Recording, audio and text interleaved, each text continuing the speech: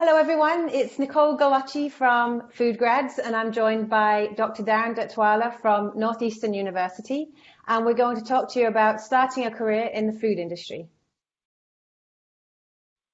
In this video, we're going to talk about job versus career. Darin, you brought up the idea of job versus career. What did you mean by that? Um, yeah, there are times where, we're so focused on our job, and our job could be the one job we have our entire life. It is possible.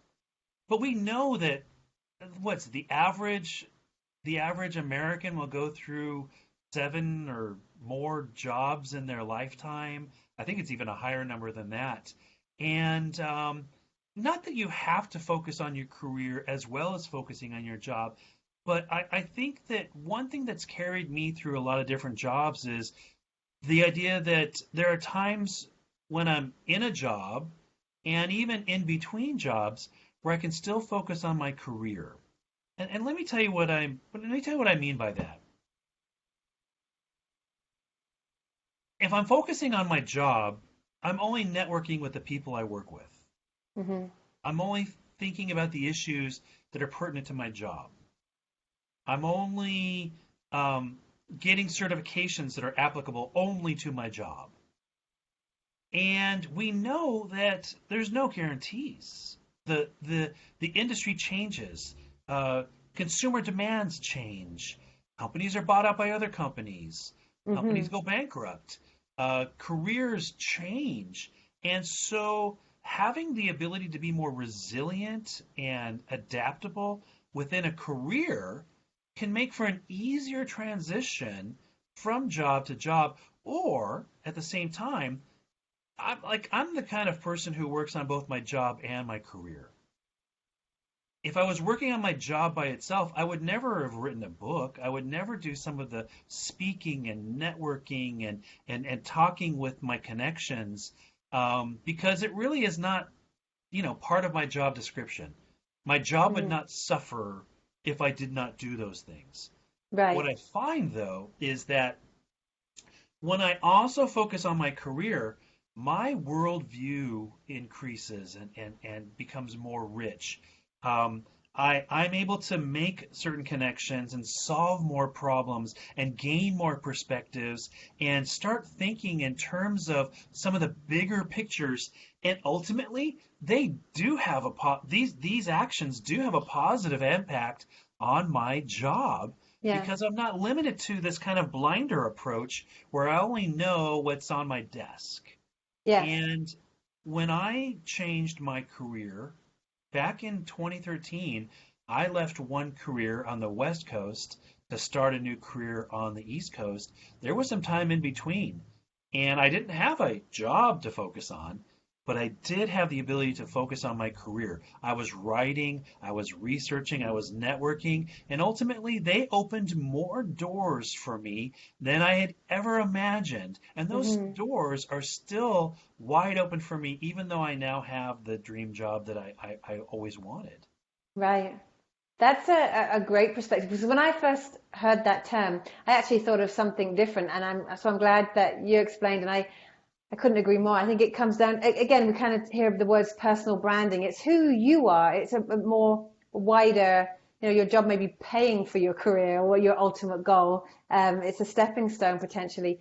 Um, One of the things that I thought of when I thought of this subject was um, I'm thinking of right now in terms of the crisis we're in with COVID, and post COVID, what will things look like? Right now, in terms of what jobs are available, um, the world has demanded certain jobs are in demand because of this crisis we're in, and the jobs that are possibly what you were hoping to look for, what you were hoping to do when you graduated, might not be on the job boards right now. They might not be out there because they're considered something we'll get to when things normalize a little bit more.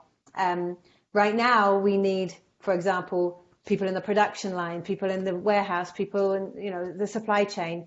Um, And when I thought about job versus career, what sort of struck me was don't be put off by taking a job that can help your career long term.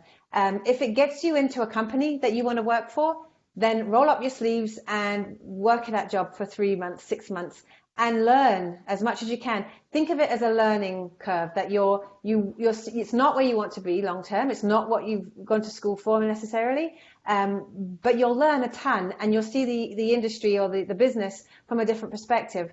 And you might, well, while other people are staying home safe, and everyone has to make their own personal risk assessment, whether they want to go out and work right now. But if you have made that assessment and you do feel confident enough to go out to work, think about the fact that you're putting yourself that much ahead of others potentially, and the employer is seeing that you're motivated, that this isn't the job you want. You've made that very clear, and I do think you should make that very clear. These are my aspirations. This is what I went to school for. This is where I see myself. But I want to do this because A, this is what's available right now. B, I want to work for this company. I want to learn as much as I can. I mean, you think about that and what the employer is going to think about you. And when that next position does become available, you potentially start in your your dream job, the one that's going to take you on the path that you had foreseen for yourself. So don't disregard those entry level positions that are available right now that could lead you to your ideal situation. I think too that imagine in an interview, which may be conducted over the internet like this, I don't think it's out of the ordinary for someone to say, I see that you lost your job or you were not working during the coronavirus.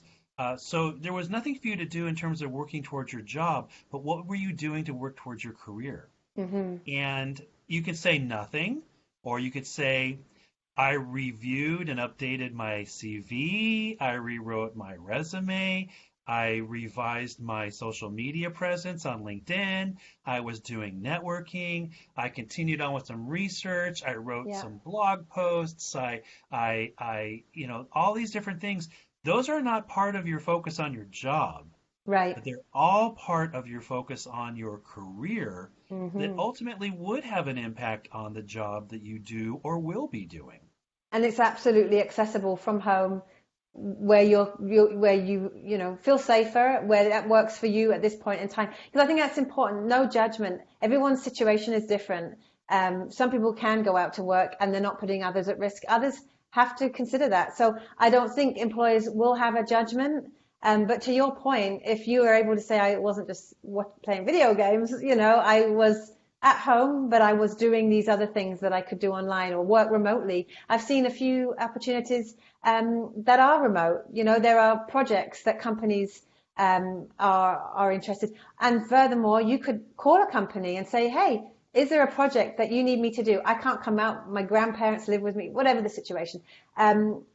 But I really want to work for your company one day. And if there's something I can do remotely, a project as an internship or, volunteer, I would love to. Again, that's tying in networking, that's tying in building working towards your career as opposed to just the job. I think there's lots of ideas that you could come up with and feel good about. I mean, ultimately, you could put something really, really cool on your resume whilst you're at home. So there's two ways to look at that situation. Go out, maybe do the job that it's not ideal, but it's going to give you that career advancement.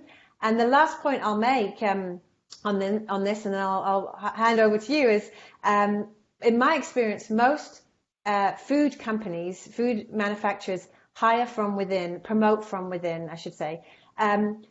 So you may start in a job that's not ideal and you're like, this is not for me, this is not what I plan to do. But you may only be there 6 months and you've shown them your work ethic, you've shown them your desire to move up within the company, and they will come to you and promote you if and when that opportunity comes up. That's something that I've seen time and time and time again. And as a recruiter in the industry, I can attest to it. A lot of the hiring managers that I worked for, that were in the VP position, the president of the company, or the HR director had said, I started on the line. So the proof is in the pudding with the food industry. They really do promote from within, and that, I think, is a culture of most companies. So that's not to, I mean, it's not, it depends on the position. There are sometimes situations where they do have to look externally, but there's a loyalty there that I've seen by and large, that they want to promote the people that showed that they were dedicated to their organization. So, again, don't disregard those entry level positions as, oh, it's not the money I want, it's not the job I want. It could lead to so much more. I think one of the points you brought up is important to note in that, you know, one way or another, there's a lot of time and effort we put into some certain things, and we know it's going to be like a dead end. It's not going to amount to anything, and we often complain about, oh, I put way too much time into that project and I didn't get anything out of it. I don't hear too often, though, people complaining about how much they invested into their career. That idea of they still had a goal in mind, they still had a trajectory, they still had a clear path they were working for, and it may not pay off immediately, but these are the things that down the road you're going to be thankful for, that you took the time to invest in your career, to invest in yourself. Right. So that when it is the right time, we were talking about the idea of, I do think that there's appropriate, especially for mental health and well-being, playing the video games, watching TV, working on special projects at home. At the same time, investing in yourself, working on your resume, your CV, your cover letter, your organizing your documentation, networking, whatever it is. Because when things do change and become appropriate in terms of that right timing for you, you want to be ready to go and have that advantage over not having invested in yourself. Yeah. Because then you'll complain about the time you wasted, as opposed to, oh, man, I am so glad that I thought about my career even when I couldn't be thinking about my job. 100%. And one of the easiest things, as you were speaking then, it made me, what do I do personally? I read. I mean, books. Amazing. I mean, even if you mention, what did you do with your time? I read, Shoe Dog, or one of the most, a business book. I would say either a personal development book or a business book. It shows that you're career minded. I mean, not to say, again, you need the escapism with the other books. There you go. But it's true, reading. It's not wasting your time.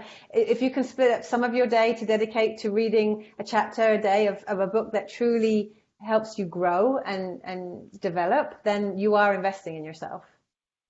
Yeah, and there's a concern about networking right now in terms of, we've heard of all these conferences being canceled or postponed, and professionals aren't getting together right now and having the same conversations. And the fear is that when things get back to quote unquote normal, we're going to have this backlog and such a heavy, a large inbox and such a heavy load to get caught up on, that there's not going to be the time to do some of these things, build some of those soft skills, continue the networking, do some of the reading, do some of the paperwork that's more career than job related. So, whether you're in between jobs or in a pandemic, I think that we all need to put on our calendars as adults that it's okay to dedicate time to invest in ourselves in terms of our career. And for some people, investing in their career is literally the act of, what is my career? Yeah. What is my big What's mission? my why? Yes. Yeah, what's my why? Yeah. Yeah.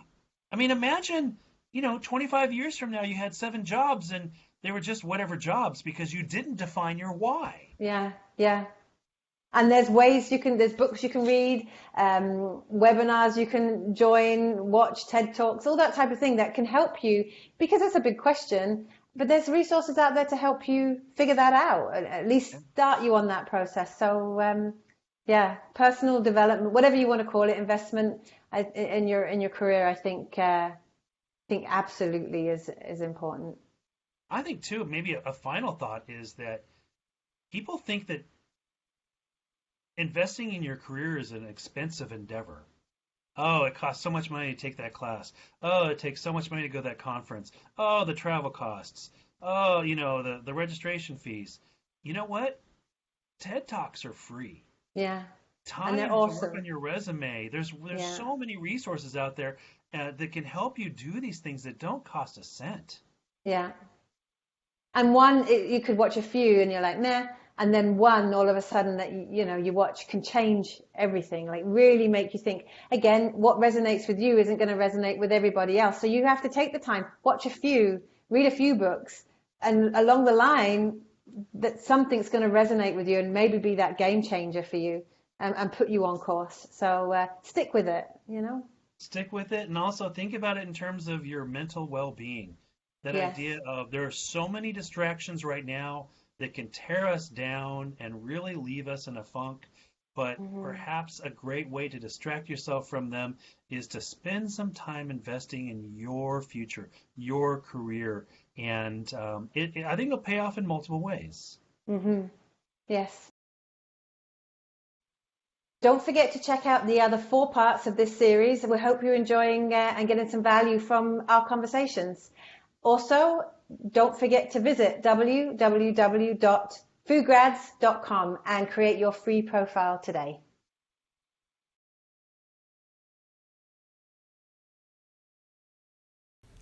Consider exploring these resources.